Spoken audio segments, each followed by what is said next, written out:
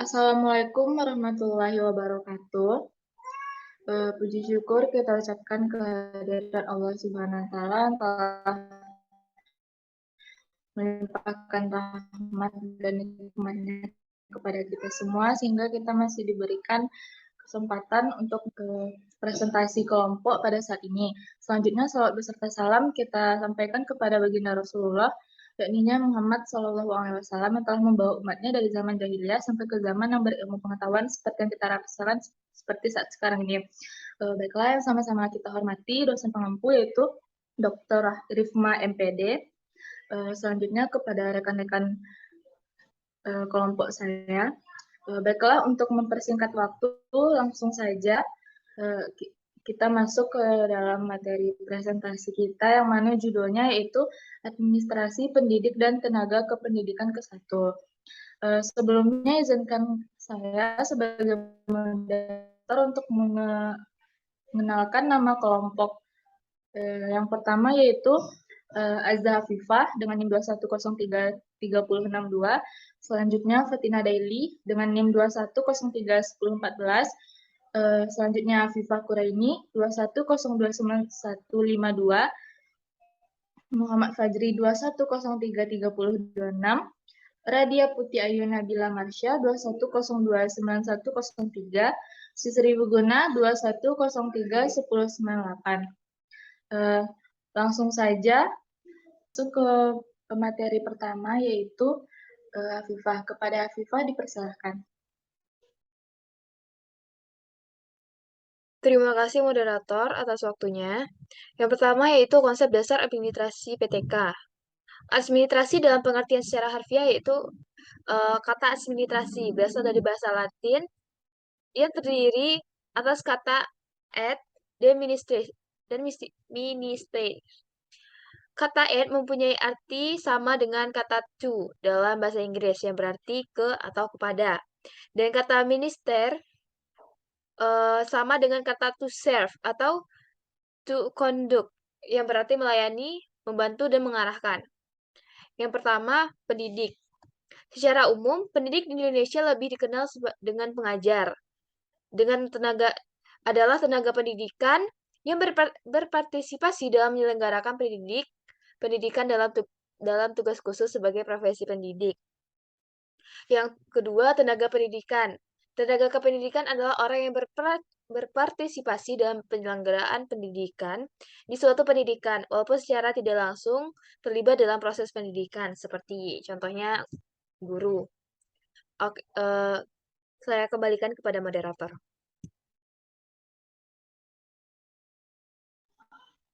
Baiklah, terima kasih kepada Afifah. Selanjutnya pemateri kedua yaitu Cici. Kepada Cici saya persilahkan.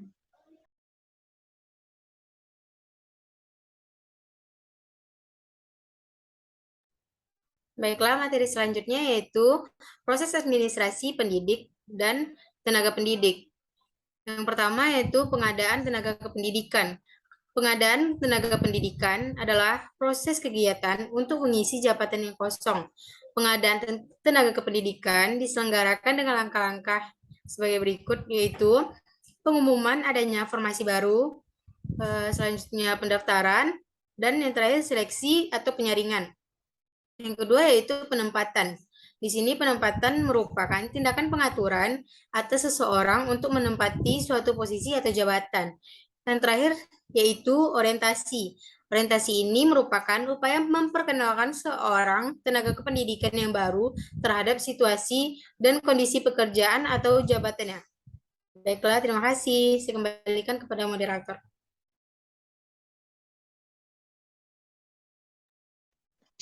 Terima kasih kepada Cici. Selanjutnya kepada pemateri ketiga yaitu Radia. Kepada Radia saya silahkan.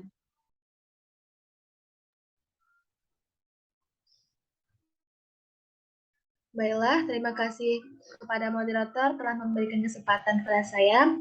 Selanjutnya, C. Kesejahteraan PTK. A. Gaji. Di dalam UU nomor 14 tahun 2005 tentang guru dan dosen menyatakan bahwa yang dimaksud dengan gaji adalah hak yang diterima oleh guru atau dosen atas pekerjaannya dari penyelenggaraan pendidikan atau satuan pendidikan dalam bentuk finansial secara berkala. sesuai dengan peraturan perundang-undangan. Yang B, tunjangan. Tunjangan profesi diberikan kepada guru yang telah memiliki sertifikat pendidik yang diangkat oleh penyelenggarakan pendidikan dan satuan pendidikan yang diselenggarakan oleh masyarakat. Besarnya tunjangan profesi adalah sebesar gaji pokok guru tersebut. Tunjangan profesi tersebut dialokasikan dalam anggaran pendapatan dan belanja negara atau yang disebut dengan APBN dan atau anggaran pendapatan belanja daerah atau APBD. C. Penghargaan. Pemerintah memberikan sebuah penghargaan di institusi pendidikan terhadap guru, dosen, kepala sekolah, dan seluruh tenaga pendidik yang berprestasi.